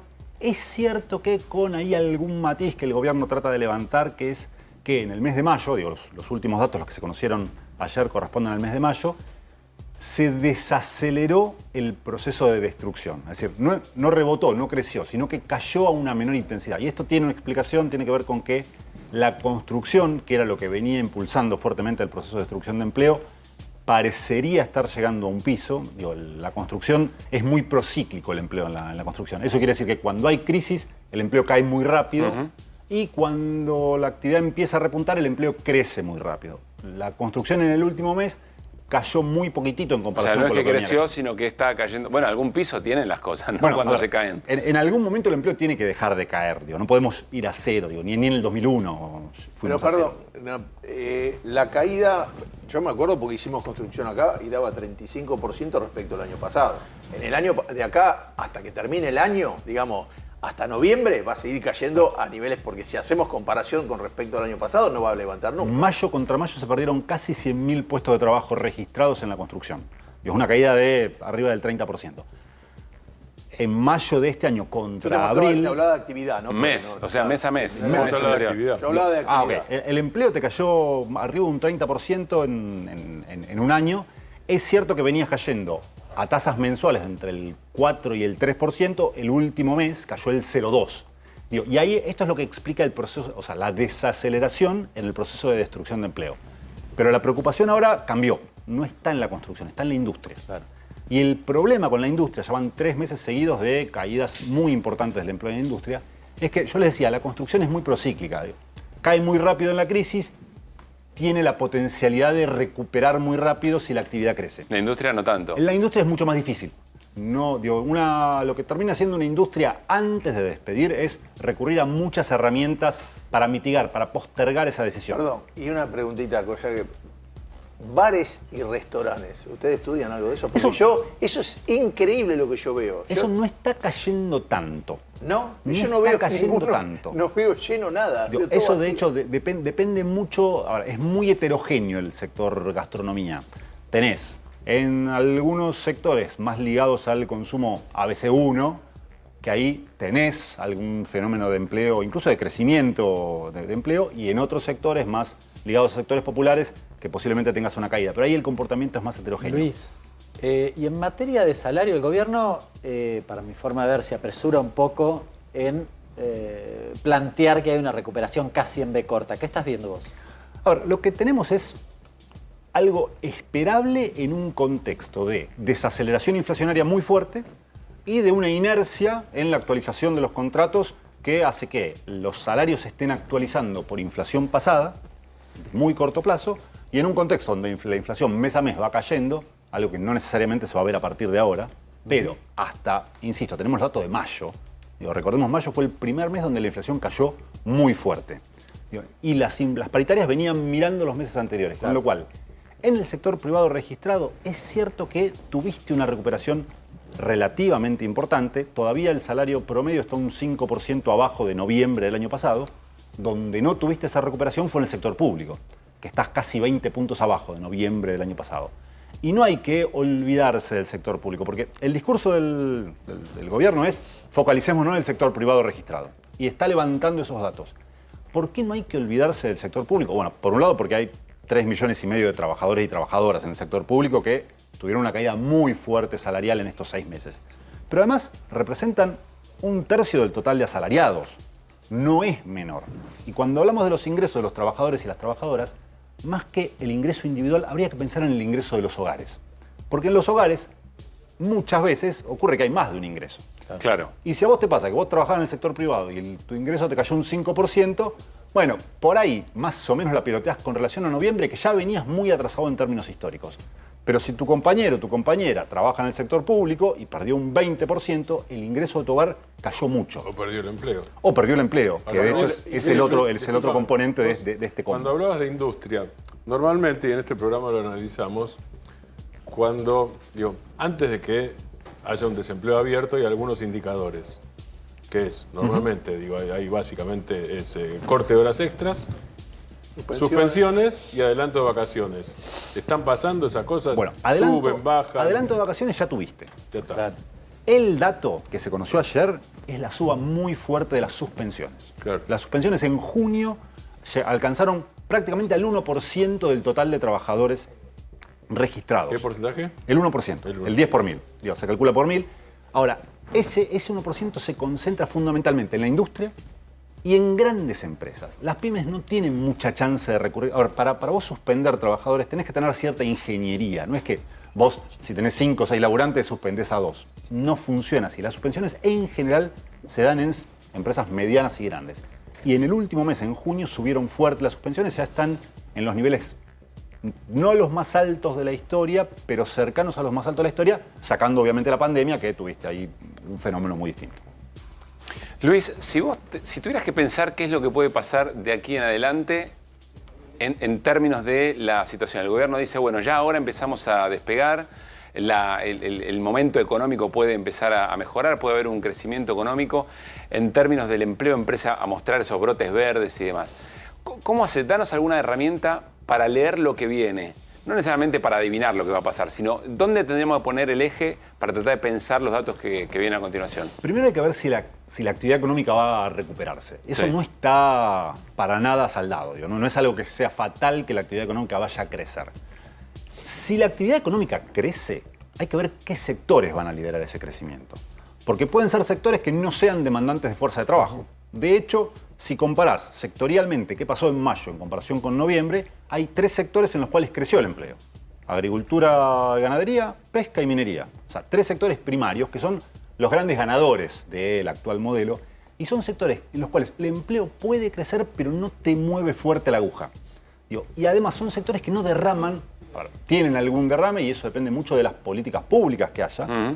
No parece ser un gobierno muy afecto a implementar políticas para favorecer esos procesos de derrame. Por ejemplo, la minería, a ver, vos podés tener desarrollo de la industria minera con eslabonamientos para atrás, para adelante, que te generan ciertos... Es decir, el gobierno iría más por acrecentar las utilidades de las empresas que por distribuir eso que las empresas ganan. Con lo cual, ahí vas a tener un crecimiento del empleo directo. Sí. Y ese empleo directo no te mueve el amperímetro. De hecho, insisto, los únicos que crecieron en estos 6 meses fueron agricultura y ganadería, minería y pesca. Y de vuelta, en el agregado tuviste un proceso de destrucción muy fuerte del empleo. Entonces, por un lado, ver si efectivamente se crece no parece tan claro. Y además, te diría, el crecimiento de la actividad económica va en contra de los equilibrios macro que busca el gobierno. A ver, explica eso rápido. Es un gobierno que necesita de la recesión. Si sale de la recesión, y se sale muy rápido de la recesión, esto le pega en todos los equilibrios macro porque, por ejemplo, un crecimiento de la actividad económica demanda un aumento de las importaciones y el gobierno está conteniendo las importaciones a más no poder. ¿Y si aumenta el salario? Y si aumenta el salario, probablemente se te vaya inflación. Perdón, y el salario cuando está aumentando, como dice él, se aumenta el salario, pero a la vez empezó a pesar de nuevo ganancias. Bueno, ahí tenés Entonces, otro... estás sacando la plata que estás aumentando. Ahí tenés otro problema. Está recuperándose el salario en términos reales, volviendo a los niveles de noviembre, que insisto, estaban muy bajos en términos históricos, alrededor de un 20% abajo de fines del 2017. Pero en dólares, el salario está creciendo muchísimo. Muchísimo. Digo, casi un 60%, un 50% en comparación con noviembre del año pasado. Y esto, por ejemplo, ya se empieza a hablar de que ciertos sectores de la población, de la sociedad, están pensando en irse a veranear afuera y eso te va a pegar en la cuenta de servicios, en la cuenta externa, porque vas a necesitar divisas para sostener... lo cual ahí hay una encerrona que me parece que en los próximos meses va a ser muy... Me quedo con esta idea muy importante que vamos a retomar en los próximos programas, y es que si efectivamente hay mejora de la situación económica y mejora de los salarios, al gobierno se le rompe el plan. Esto me parece que es sumamente interesante. Gracias, Luis, por haber venido como siempre. Dale, perfecto. Muy bien, último bloque de QR y seguimos con el país que no miramos. Hernán Lecher, ¿por dónde nos llevas? Una cosa muy sencillita. Sí. ¿Conoces el efecto Adorni? El efecto Adorni no. No, porque no existe el efecto Adorni. Okay. El que sí existe en clave monetaria, ¿sabes cómo se llama? ¿Cómo? Efecto Maradona. Me estás jodiendo. Porque el Diego le dio el nombre, mirá, hace algunos años atrás, el que era uno de los expresidentes del Banco Central de Inglaterra, inventó el efecto Maradona diciendo que, como Maradona tenía muchísimo prestigio en la cancha, básicamente hizo esa jugada magnífica que veíamos hace un rato. Claro. Y los jugadores ingleses se tiraban para un lado, para el otro, sabiendo de que los iba a pasar. Bueno, eso es lo que tiene que hacer un Banco Central, decía Mervyn, un Banco Central británico. King, sí, y lo llamó efecto Maradona y se aplicó en la práctica el efecto Maradona. Por ahora yo no conozco el efecto Adorni. Buen punto. Bueno, pero te quiero contar otra cosa. A ver, ¿cuál sería, no vine haciendo chiste, pero cuál sería el colmo de un libertario? Ah, hoy está... Sí, no, estoy humorístico.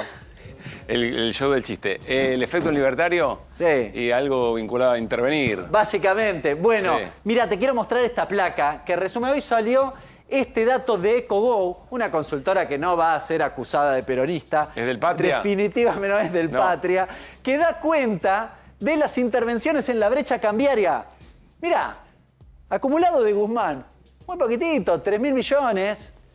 Acumulado de Massa, 7.600 millones. Acumulado de Caputo, 12.400 millones de dólares.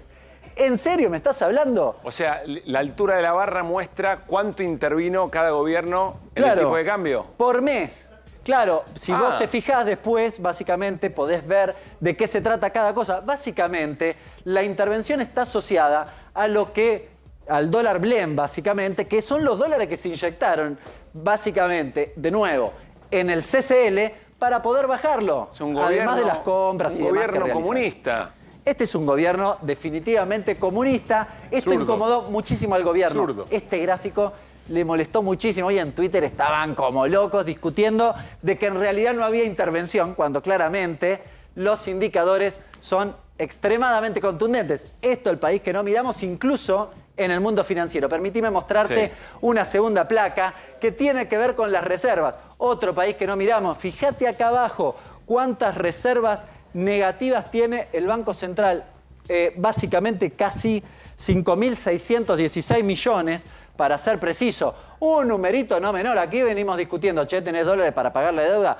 Ojo, porque el dato no es muy positivo, tenés vencimiento, tenés cosas para adelante, el dato es bastante complicado. Si querés te muestro la tercera y cerramos por el día de hoy. Acá hay alguna cuestión que tiene que ver con la dinámica de si el Banco Central puede emitir o no puede emitir pesos. Es más técnica y si querés la profundizamos otro día, pero básicamente el Banco Central se reservó como una especie de trampita, que es, tiene unos bonos, el Banco Central dijo, mira, más que esto no vamos a emitir nunca. Esta es la base monetaria, esta es la plata que tiene en el Banco Central y esto se llama LEFI, que es el bono que inventaron hace muy poquitito. Para cambiarle a los bancos. Ahora, si los bancos... ¿Pero qué quiere decir esto en términos que político-económicos? básicamente esto, que es la base monetaria, que se supone que no podía cambiar, sí puede cambiar. Si cambia esta proporción interna. Es decir, si venden LEFI, el Banco Central lo puede comprar y emitir pesos. ¿Se entiende? No emito hasta que necesite emitir. Bueno, no emito hasta que necesite emitir. ¿Eso quiere decir que sí es una emisión de hecho o una forma de emisión? Sí, básicamente sí. De hecho, hay muchos cuestionamientos a esto. Hubo muchas interpretaciones diversas. Finalmente hemos desculado esto. En realidad lo hace una consultora, 1816, que es muy interesante porque plantea, este es el tope, pero ojo, porque internamente se guardan una carta para poder emitir. Bien. Y finalmente te muestro una última placa también en relación a algunos cuestionamientos. Situación macro, ¿no? Sí, que tiene que ver con la demanda de dinero. Acá estamos viendo préstamos del sector privado sobre depósitos totales. Esta curva que asciende así dice, los argentinos quieren tener plata en el bolsillo. Perdón, el gobierno dice volvió el crédito. Claro. Eso es un indicador muy importante. Exactamente, con lo cual esa es la curva. Ahora, esto es lo que está pasando recientemente. Si vemos la última, acordate de esta curvita. Sí. Mostrame la última, mirá la curvita. Esto es lo mismo que estábamos viendo recién, pero me estiraste la serie. Te estiré la serie hasta el 2018. Esta curva del incremento de demanda está lejísimos de recuperar los niveles un poco más elevados que tenía anteriormente. Así que, la verdad, que festejen me parece un poco prematuro. Gracias, Hernán. Nos vamos al otro dato político importante de la noche y tiene que ver con el encuentro entre Luis Ignacio Lula da Silva y el gobernador de la provincia de Buenos Aires, Axel Kicillof. Compartimos este tramo y nos lo traduce políticamente Martín Granoski. Dale. Venimos de tener una reunión muy prolongada de aproximadamente 2 horas con el presidente de Brasil, Lula da Silva.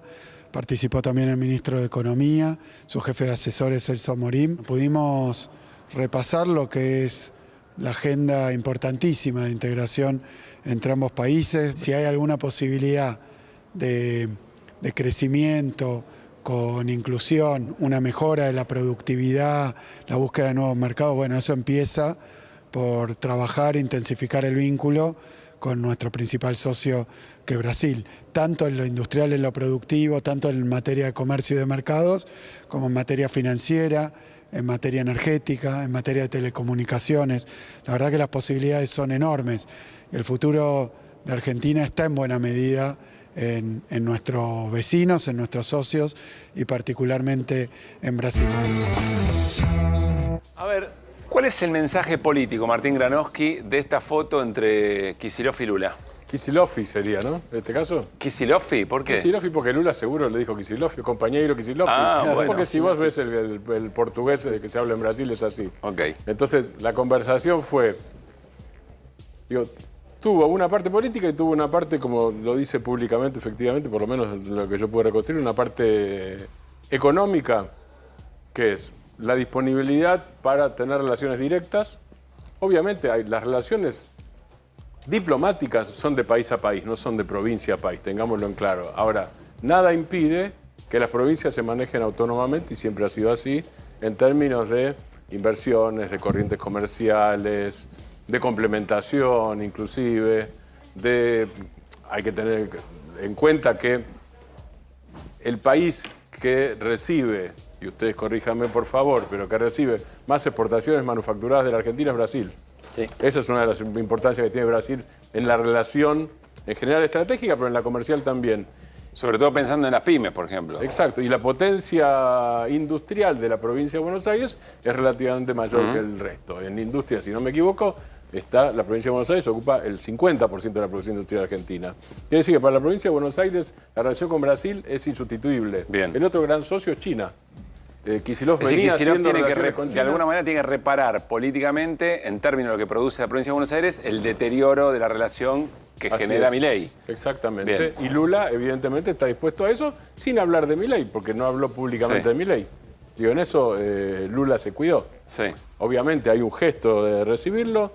Kicillof no habló de política argentina abiertamente y Lula tampoco en público, por ¿Y supuesto. políticamente? Esto en lo económico. Y políticamente es, Kicillof se nacionaliza primero y se internacionaliza después. Eso es un doble costado. Y Lula, que tuvo hacia el gobierno argentino o hacia el Estado argentino, si ustedes quieren, una actitud concesiva, digo, por ejemplo, en medio de la peor pelea y de las peores ofensas de Javier Milei a Lula, no tuvo ningún problema en vender energía cuando la Argentina lo necesitaba. Y agilizar trámites por el tema de la compra de gas. El tema de la embajada también. Exactamente. El tema de la embajada, que es lo último, está representando los intereses argentinos gracias a la embajada argentina en Caracas. Eso es, alguna vez hablamos esto de los chinos, eso en diplomacia se llama paciencia estratégica. Es decir, yo soy grande y vos chiquitito me podrás molestar, pero los intereses van a largo plazo. Yo conozco mis intereses y también los tuyos a largo plazo. Esa es una de las señales. Además hay varias de las hoy. provincias que son aliadas de Milei que tienen enormes negocios con Brasil y dependen de Brasil. Y esto demuestra también, creo que van a empezar a haber algunos diálogos que sean de provincia. Hay otro, por ejemplo. Santa Fe India es otro de los diálogos. Santa Fe India. Santa Fe India. Hace poco estuvo el senador Lewandowski, que es vicepresidente de la Comisión de Relaciones Exteriores del Senado, está haciendo una serie de entrevistas con embajadores. Estuvo con el embajador indio y estuvo con el embajador brasileño hace muy pocos días en Buenos Aires. Estamos mirando entonces cosas muy concretas de, por ejemplo, el aparato productivo de cada provincia, en este caso Buenos Aires con Brasil. Estamos mirando también a mediano y largo plazo construcciones políticas para la Argentina que viene, que no se sabe cuál va a ser. Hoy la oposición está, en términos nacionales, sumida en una gran decepción, digamos, o por lo menos no encuentra cauce. No sé si está todo el mundo en una gran decepción. Yo creo que hay una... Digo, no hay un liderazgo único, tal vez esa sea una de las características. Que hay un liderazgo importante, que es el de Cristina, en mi análisis, que no es el liderazgo único que ejercía antes. Hay una proyección de Kicillof, no es una proyección de liderazgo, pero es una proyección hasta casi automática por el hecho de ser el gobernador de la provincia que no revalida, por otra parte, ¿no? Que no puede revalidar. Además es la provincia donde Milei no ganó 3 veces. No ganó en Las PASO, no ganó para gobernador y no ganó el balotaje después. Gracias, Martín. Chau, Fer. Pasá linda noche. Irina, lo mismo. Hernán Lecher. Nos estamos yendo. Ya viene Babi Checopar para hacer Basta Babi. Mañana a las 9 nos reencontramos para seguir haciendo QR. Y quédense porque nos vamos como llegamos, con las voces del día. Chau.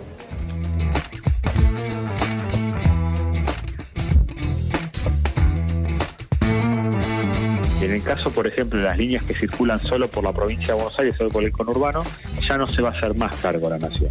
Con lo cual debiera hacerse cargo la provincia de Buenos Aires o directamente desaparecer. El trampista es un tuitero uruguayo que se llama Luciano Cabrera, que defiende las ideas de Milei y como otros tuiteros amplifica el mensaje libertario bajo la atenta mirada de Santiago Caputo. La línea 144 está activa, tiene 84 personas trabajando de manera permanente, no se ha desfinanciado y sigue a disposición de todo el que sienta violencia, de cualquier tipo de violencia familiar o intrafamiliar o, como se la llamaba, violencia de género. Yo tenía una resolución, la resolución es inapelable para el código. Con un mero escrito que no entiendo, revocó la resolución que había dado y los motivos de ese cambio es no revictimizar a la víctima. Yo no comparto. Tengo la misma posición prácticamente que ha dicho el presidente de la Nación. El presidente de la Nación dijo que él no hubiese ido jamás a visitar a estos genocidas. Yo de la misma manera. Pero mientras todo esto está pasando, también en La Nación ayer salió publicado que 1 millón de niños en Argentina se acuestan sin comer. Eso es gravísimo.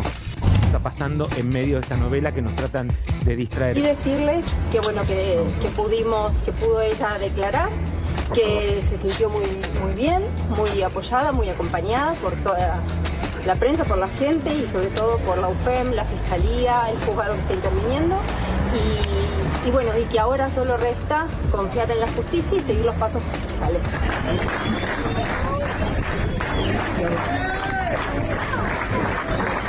Nos llevamos una agenda de trabajo, dejamos varias oportunidades de inversión. Creo que no hay otro camino que no sea la cooperación internacional como para darle perspectiva de crecimiento a la provincia y al país.